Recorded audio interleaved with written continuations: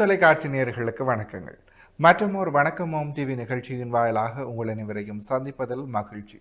இன்றைக்கு புலர்ந்திருக்கக்கூடிய பொழுதானது அனைவரது வாழ்விலும் மங்களமும் சுபீட்சமும் உடைய நல்ல பல காரியங்கள் நடைபெறக்கூடிய நல்லதொரு நாளாக அமைய எல்லாம் வல்ல இறைவனை பிரார்த்திப்பதோடு இன்றைய தினத்திலே பல்வேறு சுப காரியங்களில் ஈடுபட்டு கொண்டிருக்கக்கூடிய நேயர்கள் சொந்தங்கள் யாவருக்கும் ஓம் தொலைக்காட்சி சார்பாக வாழ்த்துக்களையும் கூறிவிட்டு இன்றைய இந்த நிகழ்ச்சியினுடைய முதற் பகுதியான இன்றைய நாள் தொடர்பான தகவல் பகுதியுடன் இணைந்திருக்கலாம்.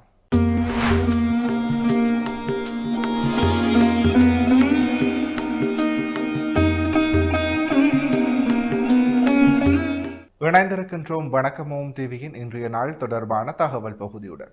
அந்த வகையிலே இன்றைய நாளானது பங்குனி மாதம் வியாழக்கிழமை 5/3/2026 தமிழுக்கு விசுவாவசு வருடம் மாசி மாதம் 21ஆம் நாள். இன்றைய நாளினுடைய நல்ல நேரங்களாக இன்று காலை 10:30 மணி தொடக்கம் 11:30 வரை, பின் மாலை 12 மணி தொடக்கம் 1:30 மணி வரை இந்நல் நேரம் நீடிக்கின்றது. தொடர்ந்தும் ராகு காலத்தை பார்த்தோமானால் இன்று மதியம் 1:30 மணி தொடக்கம் 3 மணி வரை, பின் அமகண்டமாக இன்று காலை 6 மணி தொடக்கம் 7:30 மணி வரை. அடுத்து சூரிய உதயத்தை பார்த்தால் இன்று காலை 6:27க்கு இன்றைய நாளினுடைய சூரிய உதயம் இடம்பெற்றிருக்கின்றது. தொடர்ச்சியாக இன்றைய நாளிற்குரிய திதியாக இன்று மாலை 6:04 வரை துவிதியை திதியும் பின்பு திருத்தியை திதியும் நிலவுகிறது. நட்சத்திரங்களாக இன்று காலை 9:09 வரை உத்தர நட்சத்திரமும் பின்பு அஸ்த நட்சத்திரமும் நிலவுகிறது. சந்திராஷ்டம நட்சத்திரங்களாக இன்று காலை 9:09 வரை அவிட்ட நட்சத்திரமும் பின்பு சதய நட்சத்திரமும் நிலவுகிறது. அவிட்டம் மற்றும் சதய நட்சத்திரத்தில் உள்ளோர் செய்கர்மங்கள் யாவற்றிலும் நிதானத்துடனும் பொறுமையுடனும் செயலாற்றல் சிறப்பு.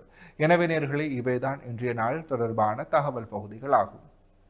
தொடர்ந்தும் வணக்கம் ஓம் டிவி நிகழ்ச்சியினுடைய அடுத்த பகுதியான இன்றைய நாளிற்குரிய நற்சிந்தனை பகுதியுடன் இணைந்திருக்கலாம்.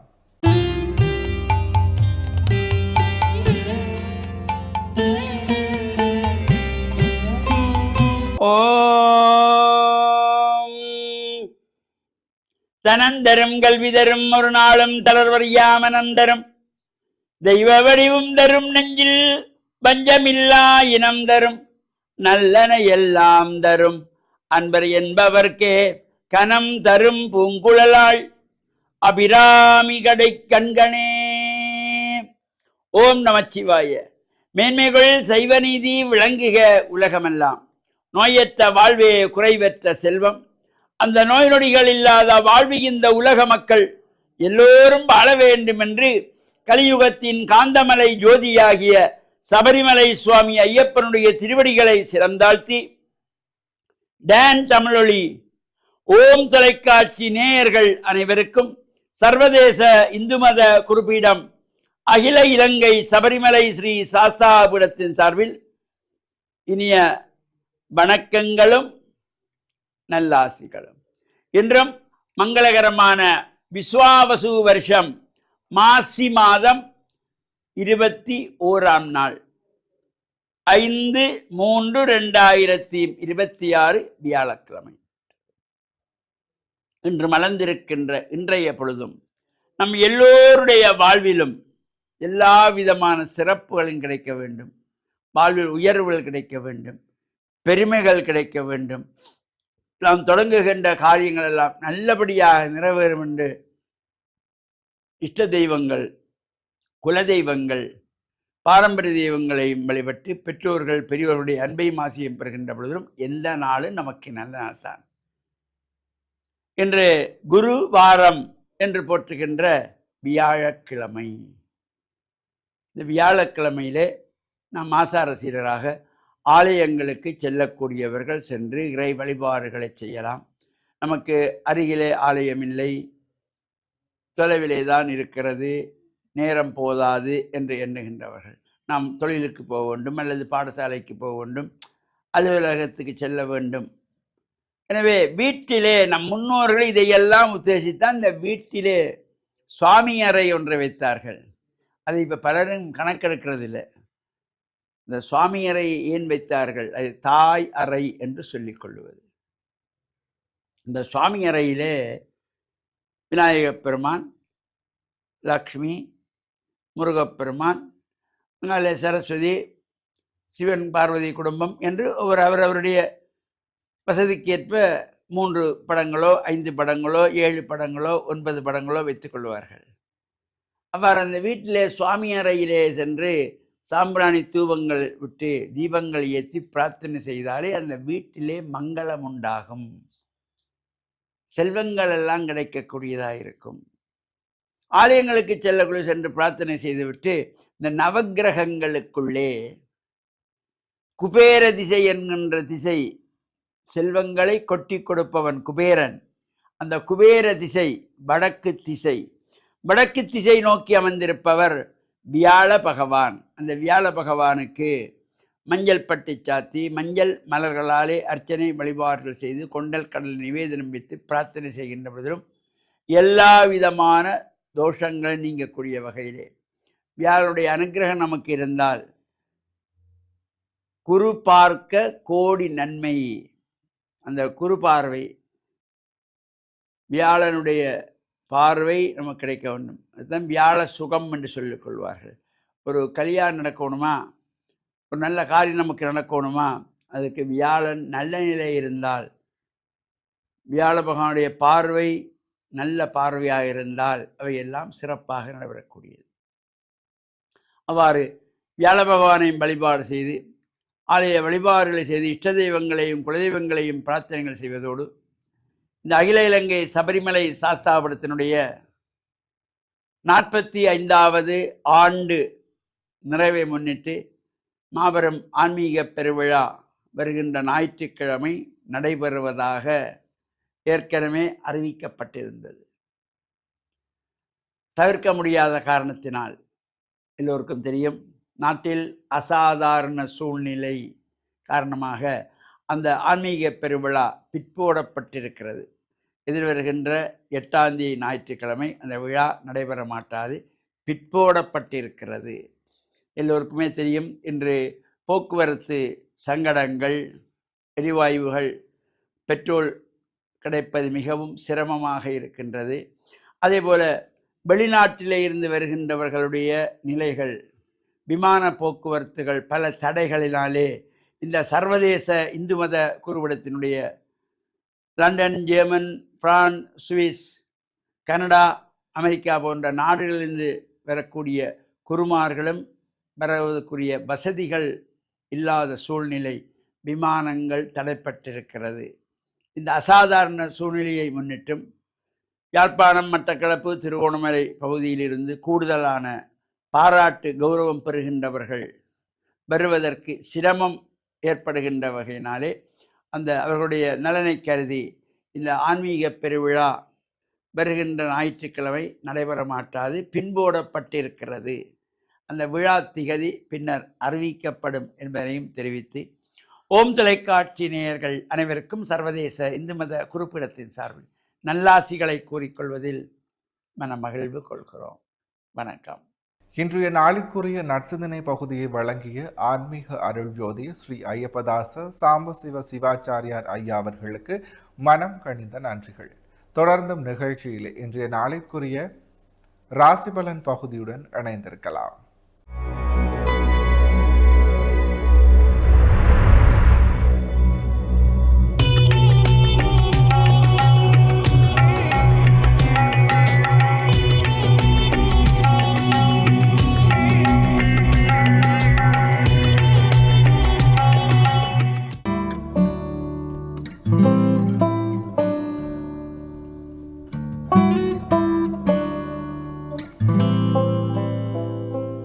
ஓம் தொலைக்காட்சியினருக்கு இனிய காலை வணக்கம். இன்றைய நாள் 5/3/2026. மேடராசி, அஸ்வினி, பரணி, கார்த்திகை ஒன்று கொண்டவங்களுக்கு இன்றைய நாளிலே சற்று சிரமங்கள் இருக்கும், தடைகள் இருக்கும். எடுக்கின்ற முயற்சிகளே பொறுமை நிதானத்தோடு செயல்பட வேண்டும். இடவராசி, கார்த்திகை 2, 3, 4, ரோகிணி, மிருகசீடம் 1, 2 கொண்டவங்களுக்கு இன்றைய நாள் மேன்மையின் நன்மையும் தரும், தொழில் முன்னேற்றம் உண்டு, பணவரவு திருப்திகரமாக இருக்கும். மிதுனராசி, மிருகசீடம் 3, 4, திருவாதிரை, புனர்பூசம் 1, 2, 3 கொண்டவங்களுக்கு இன்றைய நாள் நல்ல அனுகூலங்களை கொடுக்கும், தொழில் முன்னேற்றங்கள் உண்டு, பணவரவு திருப்திகரமாக இருக்கும். கடகராசி, புனர்பூசம் 4, பூசம், ஆயில்யம் கொண்டவங்களுக்கு இன்றைய நாள் நல்ல சிறப்புகளை தரும், மேன்மைகளை தரும், தொழில் சார்ந்த முன்னேற்றம் சிறப்பாக இருக்கும். சிம்மராசி மகம் பூரம் உத்திரம் ஒன்று கொண்டவங்களுக்கு இன்றைய நாளிலே சற்று சிரமங்கள் இருக்கும், தடைகள் இருக்கும். எடுக்கின்ற முயற்சிகளே பொறுமையோடும் நிதானத்தோடும் செயல்பட வேண்டும். கன்னிராசி உத்திரம் 2, 3, 4, அத்தம் சித்திரை 1, 2 கொண்டவங்களுக்கு இன்றைய நாளிலே உடல் உபாதைகள் இருக்கும், மருத்துவ செலவு இருக்கும், மனச்சஞ்சலம் இருக்கும், நிதானம் தேவை. துலாம் ராசி சித்திரை 3, 4, சுவாரி விசாகம் 1, 2, 3 கொண்டவங்களுக்கு இன்றைய நாளிலே நல்ல அனுகூலம் உண்டு, நல்ல மேன்மைகள் உண்டு, தொழில் சார்ந்த முன்னேற்றம் சிறப்பாக இருக்கும். விருச்சிக ராசி விசாகம் 4, அனுசம் கேட்டை கொண்டவங்களுக்கு இன்றைய நாள் மேன்மையின் நன்மையின் தரும், தொழில் முன்னேற்றம் உண்டு, பணவரவு திருப்திகரமாக இருக்கும். தனுசு ராசி மூலம் பூராடம் உத்திராடம் 1 கொண்டவங்களுக்கு இன்றைய நாளிலே சற்று சிரமங்கள் இருக்கும், தடைகள் இருக்கும். எடுக்கின்ற முயற்சிகளிலே நிதானத்தோடு செயல்பட வேண்டும். மகர ராசி உத்திராடம் 2, 3, 4, திருவோணம் அவிட்டம் 1, 2 கொண்டவங்களுக்கு இன்றைய நாளிலே தெய்வ அனுகூலம் உண்டு, மனமகள் உண்டு, தொழில் முன்னேற்றம் உண்டு. கும்பராசி அவிட்டம் 3, 4, சதயம் புரட்டாதி 1, 2, 3 கொண்டவங்களுக்கு இன்றைய நாளிலே மேன்மையும் நன்மையும் உண்டு, தொழில் முன்னேற்றம் உண்டு, பணவரவு திருப்திகரமாக இருக்கும். மீனராசி புரட்டாதி 4, உத்திரட்டாதி ரேவதி கொண்டவங்களுக்கு இன்றைய நாளிலே சற்றே அலைச்சல் நிலைகள் இருக்கும், மனச்சஞ்சலம் இருக்கும். எடுக்கின்ற முயற்சிகளை பொறுமையோடும் நிதானத்தோடும் செயல்பட வேண்டும்.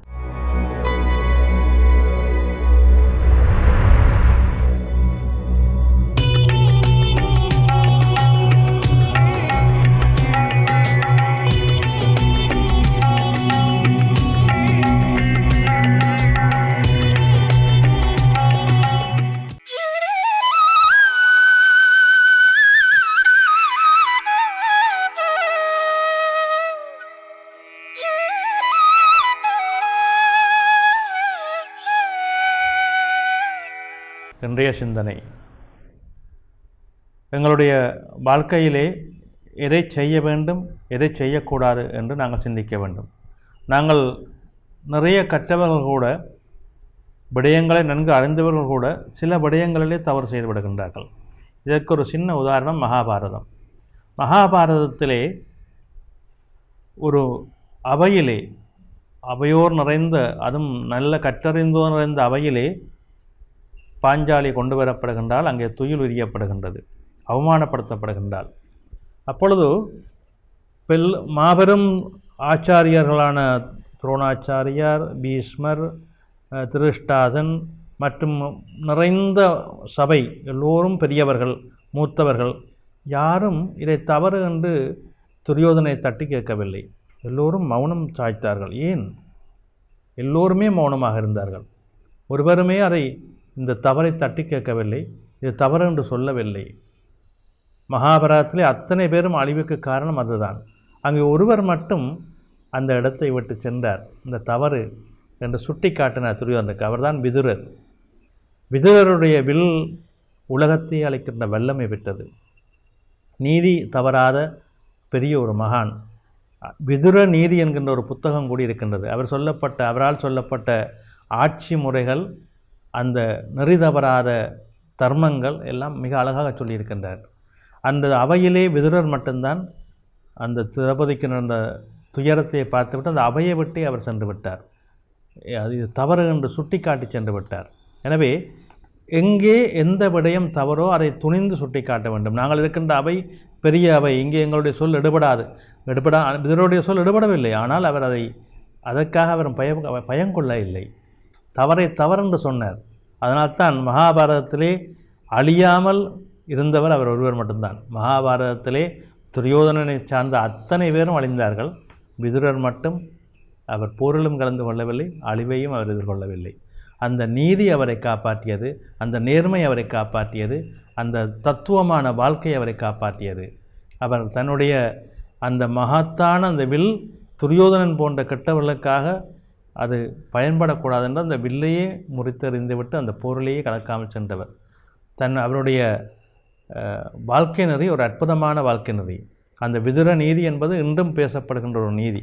எனவே நாங்கள் தவறு என்று வருகின்ற பொழுது மற்றவர்களுக்கு பயந்தோ இல்லை இது நாங்கள் சொல்லிவிவர்கள் கேட்க மாட்டார்களோ நினைப்பது இயல்பு. ஆனால் தவறை தவறென்று சொல்லிவிட்டு வர வேண்டும். அது எங்களுடைய சரியான நீதியாக இருக்கும். எங்கள் கண்முன்னே ஒரு தவறு நடந்தால் அது தவறு என்று சொல்வதிலே எந்த பயமும் நீங்கள் யாருக்கும் கொள்ள தேவையில்லை. உங்களுக்கு தெரிந்த விடயம், நாங்கள் கற்ற விடயம், இது ஒரு அவை நாகரிகம் அற்ற விடயம் என்பதை அழகாக சொல்லி போட்டு வரலாம். அவர்கள் செய்வதும் செய்வாததும் அது அவர்களை பொறுத்தது. அது அவர்களுக்குரிய தண்டனை கிடைத்தே தீரும். ஆனால் நாங்களாக இருக்க வேண்டும்.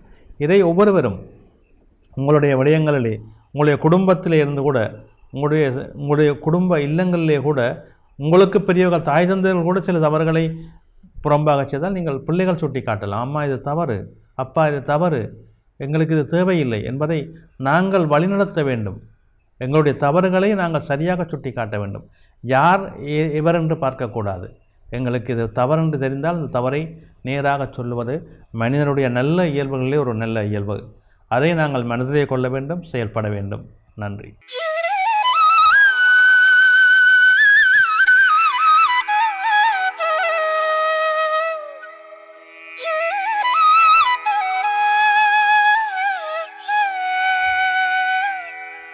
இன்றைய நாளிற்குரிய 12 ராசிகளுக்குமான பொது பலன்களை சிறப்பான முறையில் வழங்கிய ஸ்ரீ ராமதேவ லோகேஸ்வர குருக்கள் ஐயா அவர்களுக்கு மனம் கனிந்த நன்றிகள். தொடர்ந்தும் நிகழ்ச்சியிலே இன்றைய நாளிற்குரிய திருக்குறளும் பொருளும் பகுதியுடன் இணைந்திருக்கலாம்.